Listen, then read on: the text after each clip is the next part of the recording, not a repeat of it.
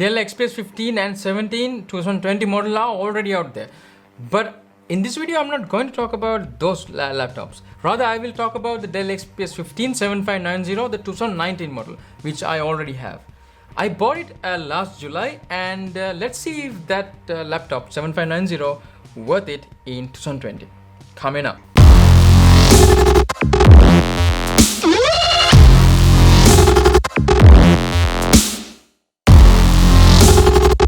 I bought the 4K OLED i7 variant, not the i9 variant. It came with 16GB RAM, but of course I upgraded it to 220 gigabytes. And also I swapped the SSD to 2TB one. Trust me, it's really worth it. If you don't know how to do it, I will keep the links in the description below where I did that earlier. You can read the rest of the specifications for sure, but the most important one is the GPU. It comes with GTX 1650, and of course you cannot really change that. The laptop itself is elegant, even though the design is a bit outdated. Yeah, but I really like the keyboard and the amazing 4K OLED screen. If you want to see my initial thoughts, you can check this video, or I will keep the links in the description below. Yeah, you can check that as well. Then you can get a pretty good idea about how this laptop looks like. So here are the things I really like about this laptop, because this is actually an amazing one, right? The first one is the design. Yes, you can argue it's not the best design out there, but of course it's way better than its competitors. There are a lot of crappy laptops you can find in the market, but this one is really good. And also, this does not look cheap. It feels premium. The carbon fiber interior is really good, even though it can be a bit of a fingerprint magnet, but I don't really mind it. I just simply wipe it off. I think the newer version has a better carbon fiber structure. The second one is the 4K screen. It's simply stunning. To play videos or even games, this screen is one of the best. It covers 100% DCI-P3 color gamut and ideal for graphic related tasks. Could be graphic designing or even 3D rendering. But there are some issues with the screen as well, which we will talk in a while. The third one is the I/O. One aspect Dell XPS leads in the laptop territory is the I/O ports. You have two full-size USB-A ports, one full-size HDMI port, one SD card slot, also one Thunderbolt port, and again, headphone jack. But it unfortunately doesn't have an Ethernet port, even though you can plug it simply with the Thunderbolt port as well. I personally don't use Ethernet much. I rely on Wi-Fi, so it's not a big problem for me. Could be for you. And also, you can upgrade the components starting from the RAM, SSD, and even the Wi-Fi card. And this is one of the best features of Dell XPS 15. I think I don't have to explain how awesome that is compared to the other laptops like, the MacBooks. There are more good stuff, to be honest, but these were the significant stuff that I could find, or at least what I'm going to say in this video, because there are more negative stuff as well. So here comes the train of negativity. The first one is the thermals. Yeah, it's bad. It heats up and throttles when I do heavy workload like video rendering. I don't really care much about the benchmarks, to be honest, because they are synthetic, right?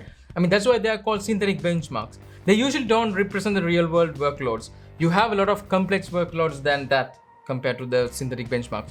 Many YouTubers say like you can edit 4K videos with one LUT and whatnot, but in the real world you have more complex things in your project.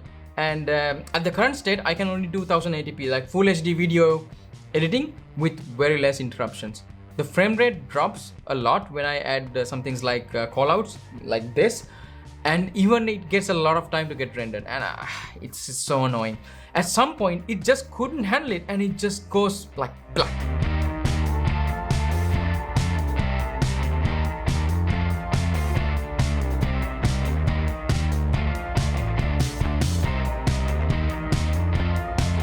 Then I did some changes and it got a bit better. If you haven't already seen my video to how to reduce the thermal throttling in Dell XPS 15, you can check the video here, or I will keep the links in the description below.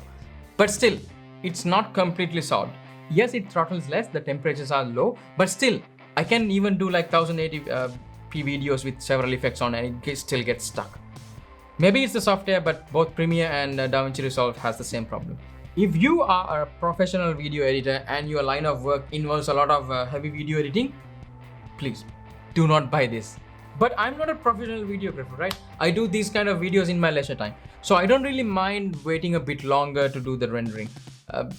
Like 5 more minutes of rendering, it's fine, because I don't do like back-to-back video rendering. Still, the most annoying thing about this laptop is the fan noise. So bad. It runs continuously when I edit videos, and it tries to like fly away when I'm doing rendering. The same goes with the gaming. Forget about the rendering. Even when I'm doing a little bit of heavy tasks like compiling code or doing screen recording, it just won't stop. It's like so loud. Like forget about compiling. Sometimes the fans randomly just start and keep on running. It's so annoying. You cannot do really anything. I was doing some screen recording with the mic on, and it's impossible to record audio from the laptop microphone. So I had to plug an external microphone and keep it away from the laptop. Even my 2017 MacBook Pro doesn't do this under a load. The fans only spins up only under constant heavy load. So yeah, I hate the fan noise. It's even sleep, but still you can hear the fan noise.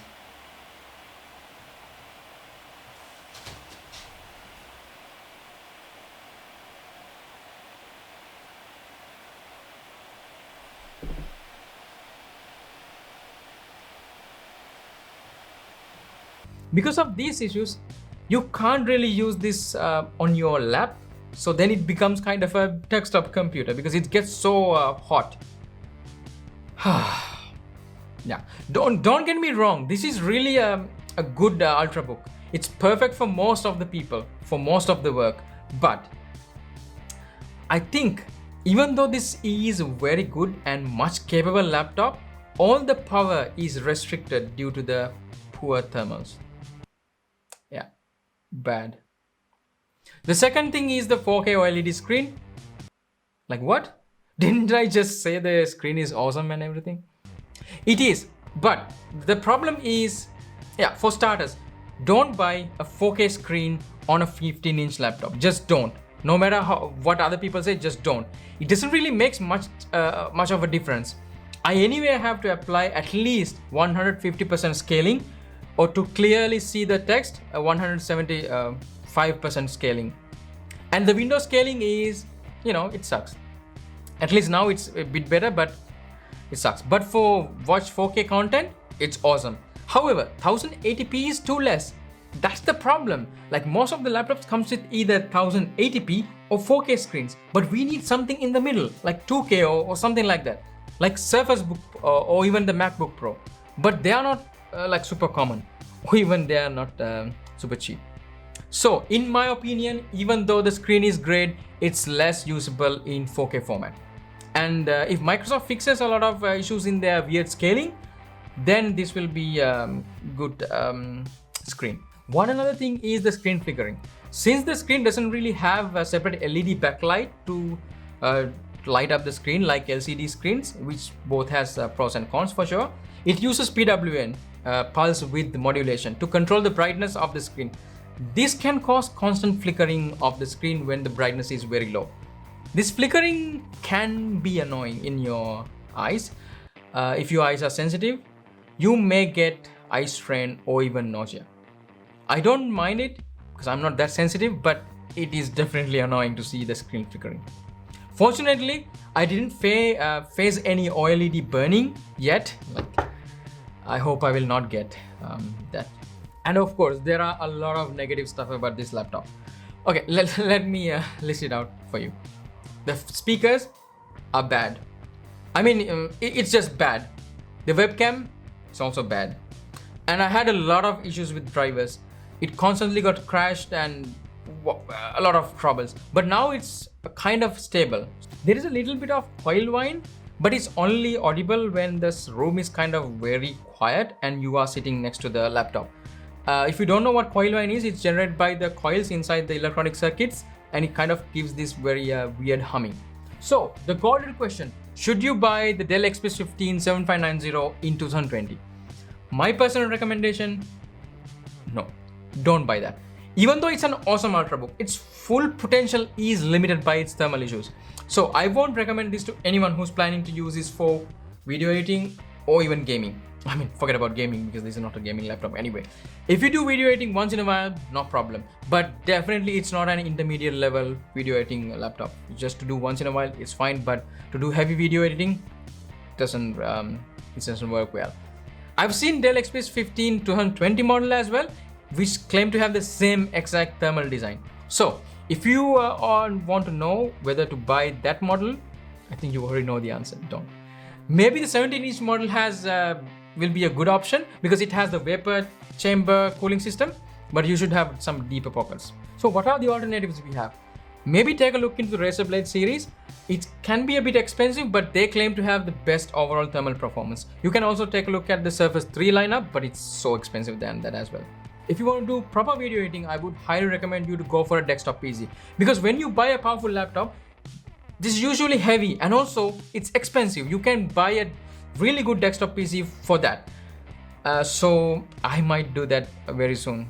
So that's it from me. Hope you liked it. If you didn't, you already know what to do. And if you did, give it a thumbs up and subscribe to my channel and hit on the bell notification to get all the updates about the videos that I upload and all the other stuff. Yeah.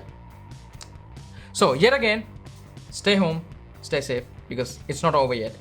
And I will catch you in the next one.